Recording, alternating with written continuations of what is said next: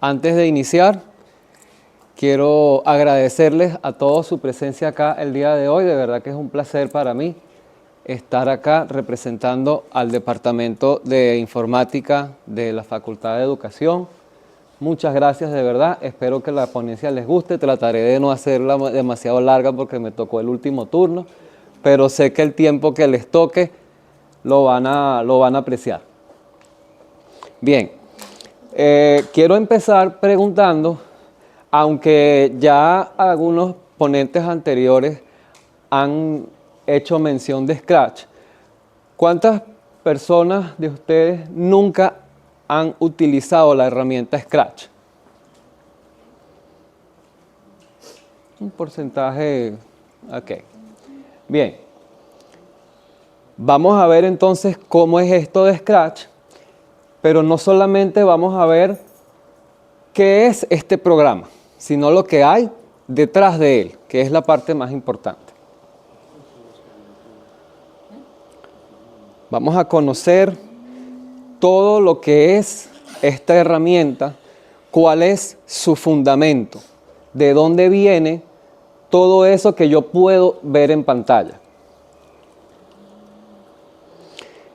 Esta vendría siendo la interfaz de Scratch. Del lado izquierdo están los bloques con los que los niños, porque esta es una herramienta que está creada para niños, pero que también nosotros los adultos podemos utilizar. Están allí los bloques que están divididos por colores y esos colores están divididos por una función específica. En la parte del centro es donde yo voy a arrastrar esos bloques y a través de la unión de esos bloques es donde yo voy a empezar a programar. ¿Qué voy a empezar a programar? Lo que se me ocurra, lo que mi creatividad me dicte que yo voy a hacer y ya vamos a ver. En la parte de acá donde está el gatito, en la parte de arriba es donde yo voy a ver, como quien dice, la vista previa. Voy a ir evaluando lo que voy haciendo y en la parte de abajo está una parte donde están los objetos y hay una parte que no se ve ahorita porque está en blanco que dice escenario. Es decir, esto es como una especie de teatro. Hay un montaje y hay unos personajes. Y entonces entre esos dos se va armando una historia, una animación, miles de cosas que se pueden hacer.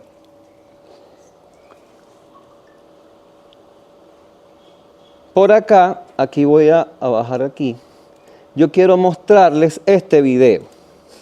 Este video es de una experiencia que yo llevé a cabo, como pueden ver allí, en el Colegio Padres e Hijas durante el año escolar anterior. Entonces quiero mostrárselas para que vean qué fue lo que nosotros hicimos.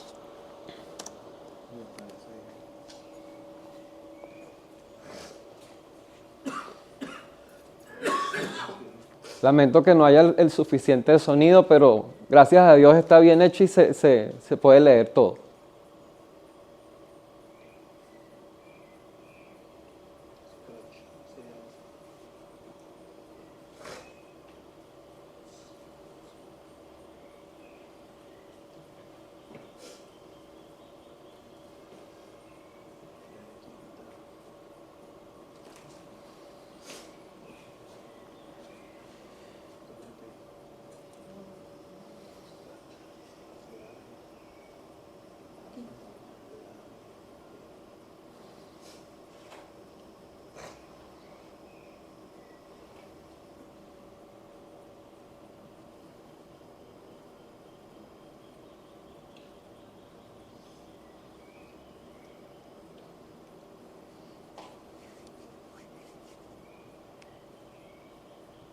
El juego, lo van a ver al final, es muy sencillo, pero váyanse dando cuenta de toda la cantidad de pasos que conlleva.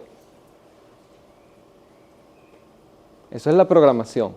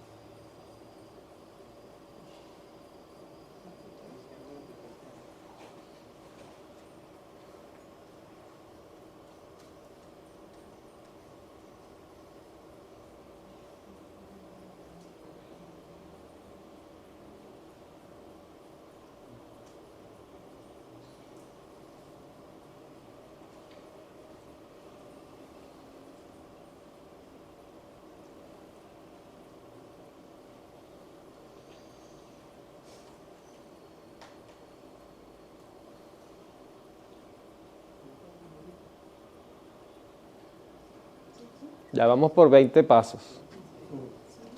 Parece mentira, ¿no?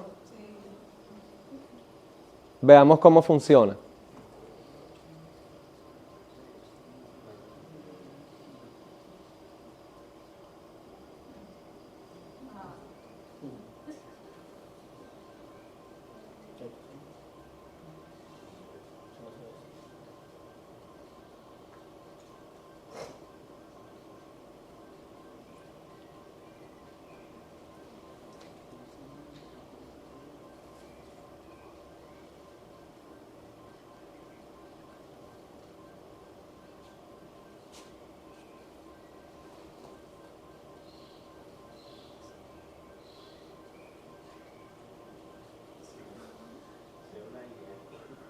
Ganaste.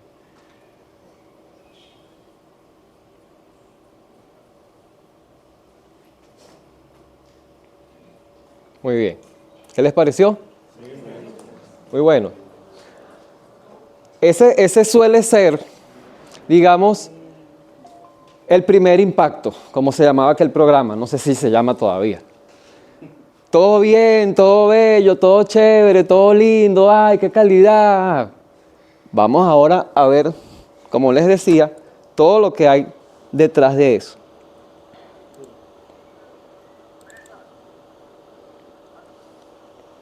Ok. Scratch, además de... Uy, ya me voy a quedar aquí.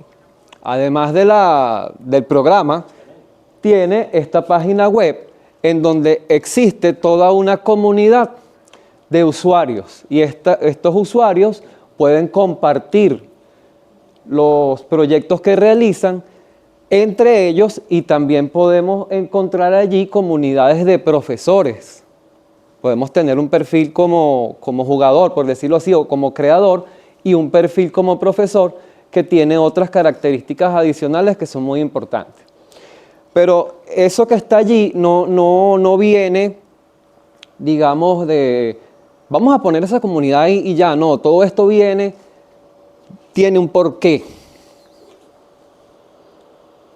Ok, entonces ya aquí empezamos a echar hacia atrás y nos encontramos con el profesor Friedrich Froebel.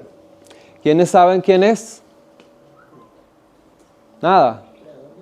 Bueno, este señor Froebel fue el que inventó, porque eso es lo que es, el preescolar, el kindergarten. En inglés, kindergarten, en español, el jardín de infancia.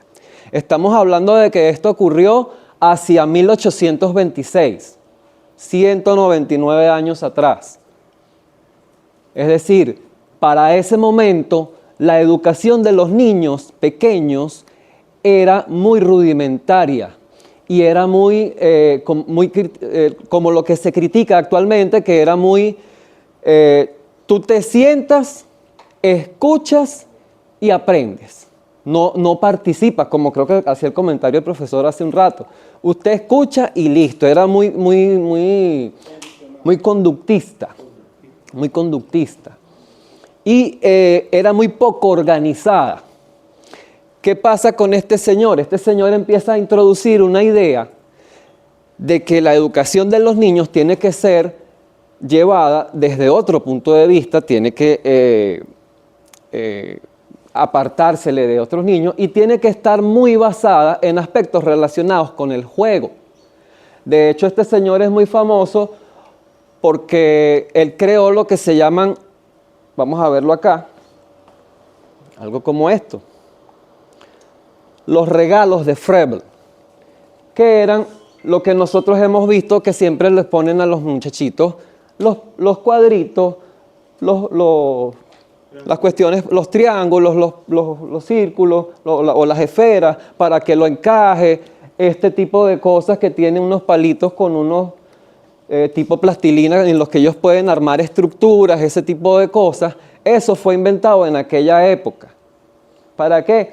Precisamente para que el niño tuviera una forma más amigable, más agradable, más interesante para él de poder aprender y desarrollar su creatividad.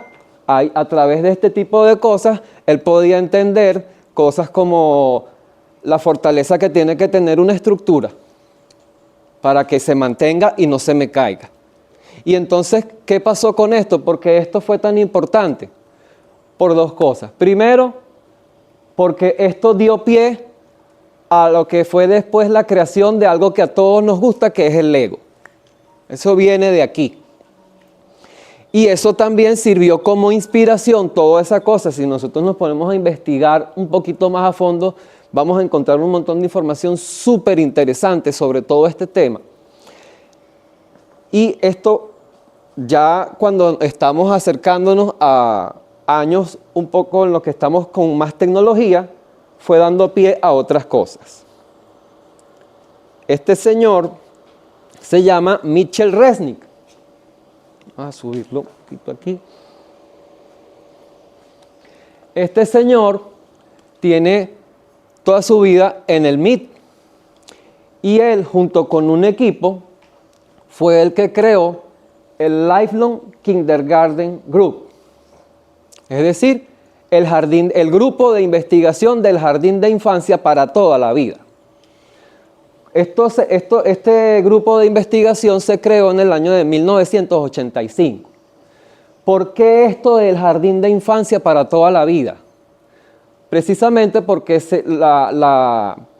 la visión que ellos dan a conocer, la que promueven, es que el aprendizaje debería ser más en todo momento, como fue en el jardín de infancia, y que no permitamos que ese aprendizaje empiece a ser cada vez más rígido, cada vez más aburrido y todas esas cosas, porque eso va en detrimento del aprendizaje, incluso hasta va en detrimento de la propia capacidad del docente, porque entonces el docente simplemente se acostumbra a, por ejemplo, te mando una guía y léela, y no hago esfuerzos por tratar de ver cómo mejoro yo mis procesos para crear actividades de aprendizaje más creativas para mis estudiantes, para que el aprendizaje que él vaya a obtener sea de una mejor calidad.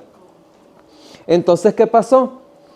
Ellos fueron los que crearon ese programa de Scratch. Ellos crearon, actualmente existen, por decirlo así, 3 versiones principales. La que acaban de ver, que es Scratch, que fue creada hacia el año 2007, si la memoria no me falla.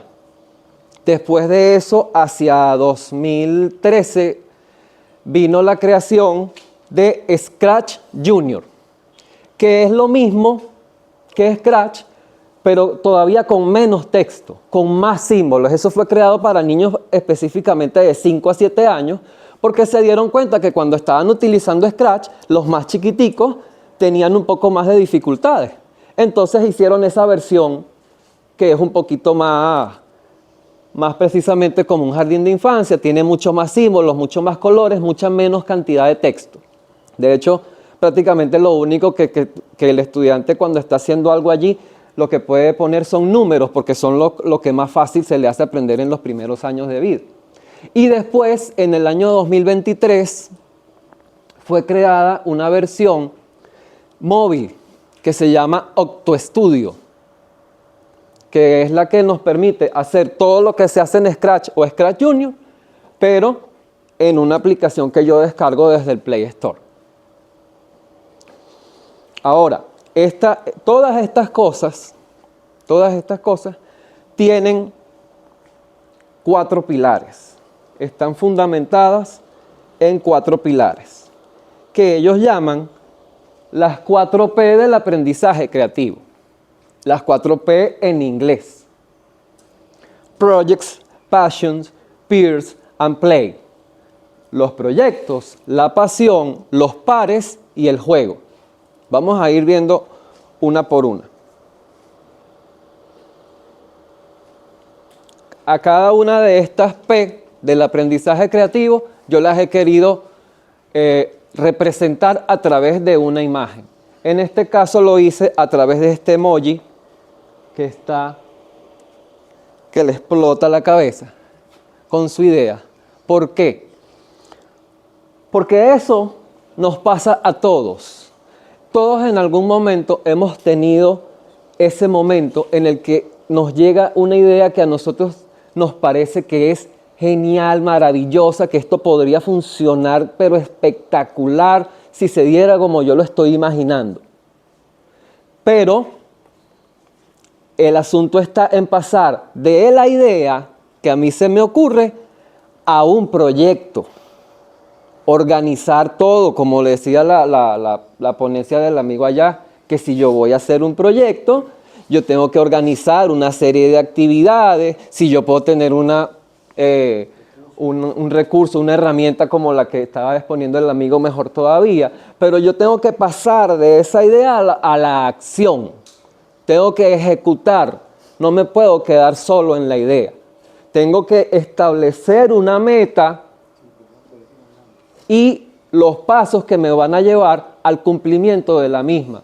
Pareciera que fuese algo muy sencillo, pero a muchas personas se les hace más complejo de lo que parece.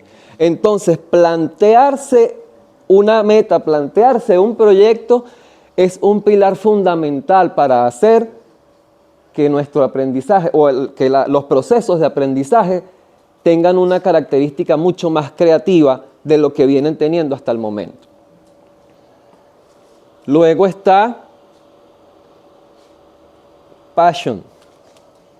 Bueno, ya se lo imaginarán, ese corazoncito. All you need is love. Todo lo que necesitas es amor.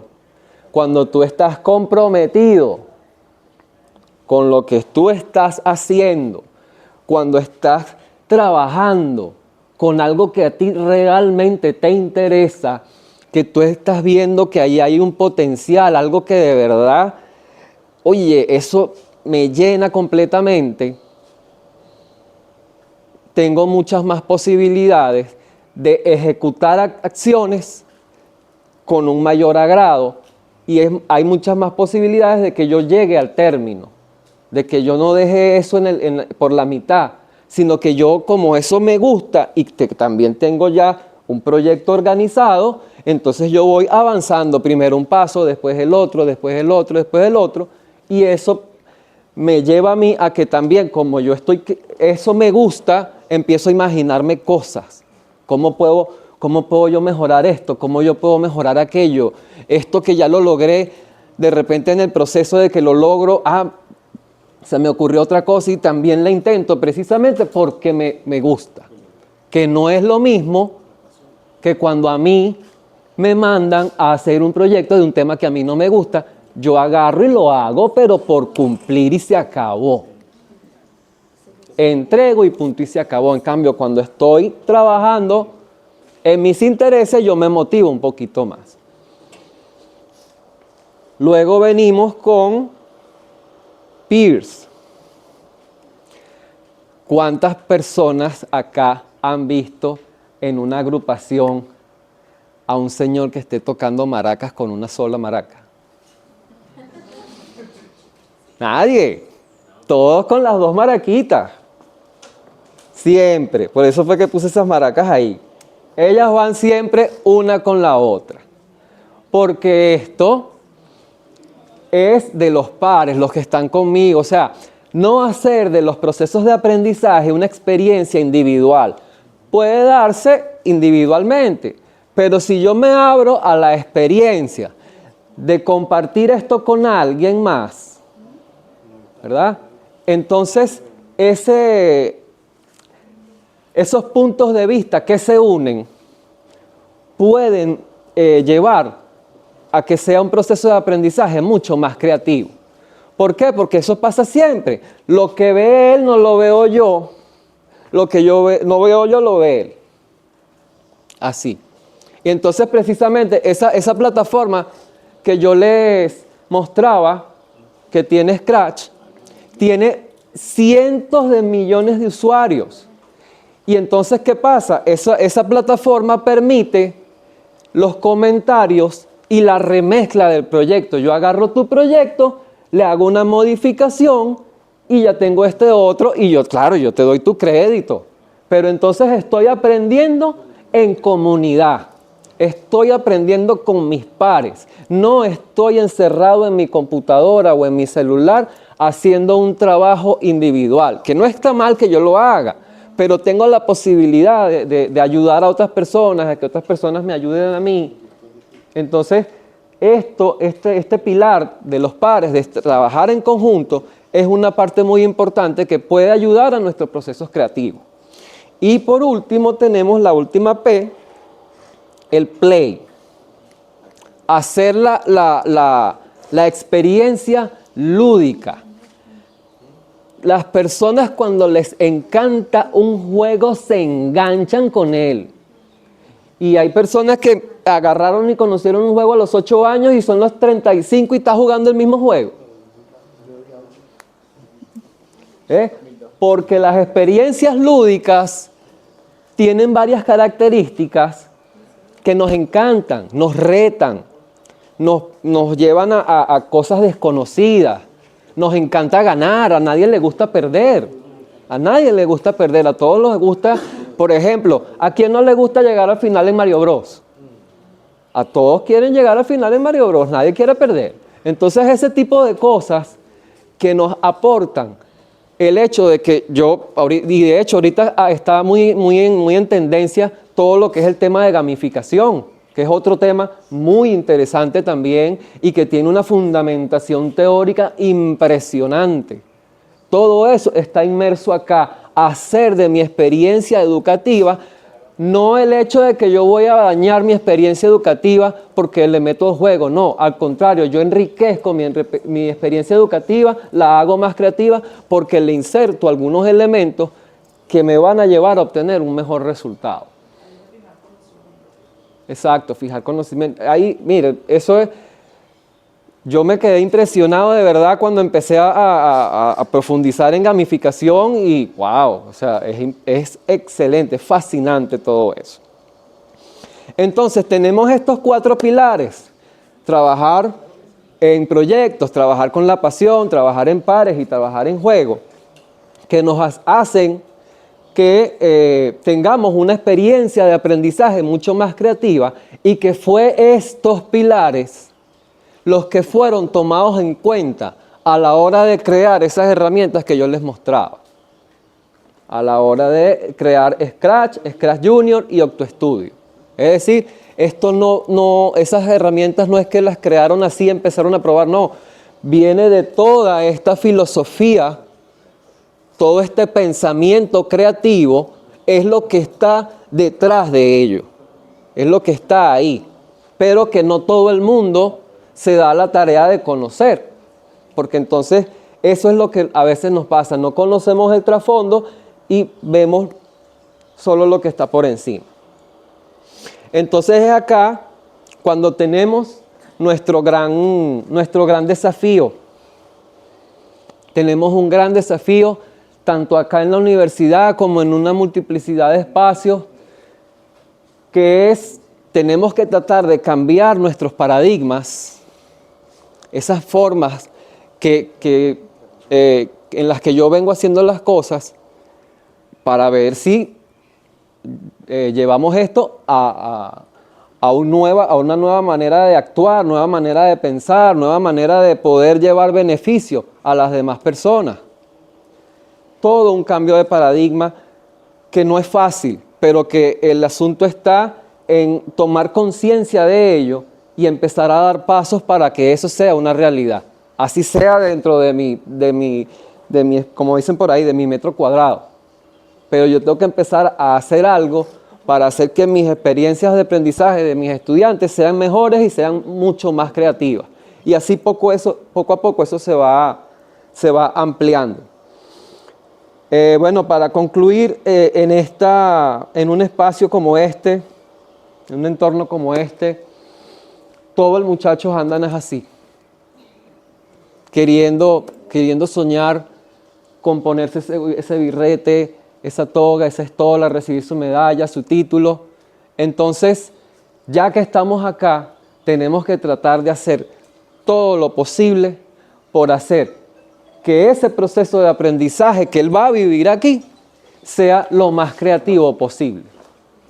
tenemos que ponerle creatividad a nuestros procesos de enseñanza, hacer que él pueda aprender, él o ella puedan aprender de la mejor manera creativa posible. Que no se sienta aburrido, que no retire la materia, que no diga, ay, ese profesor sí es fastidioso. No, que no te pongan sobrenombres chimbos, porque cosa que le encanta a un estudiante ponerle sobrenombres a los profes. Pero depende de cómo le ponen el sobrenombre. A todos, pero hay algunos que son agradables. Por ejemplo, yo venía hoy en la ruta, en el transporte, y había unos estudiantes que estaban hablando de un profesor y como le estaban diciendo tres pelos. Entonces yo prefiero que a mí me digan el profe creativo, hasta el profe loco si quiere, llámenme. Pero loco que me digan por estar haciéndolo tener un proceso de aprendizaje mucho más creativo. Esa locura sí la prefiero yo. No me importa que me llamen loco, pero vamos a aprender entonces de una manera mucho más creativa. Bueno, esto es lo que tenía para ustedes, amigas, amigos. Muchas gracias. Quedo atento a sus observaciones.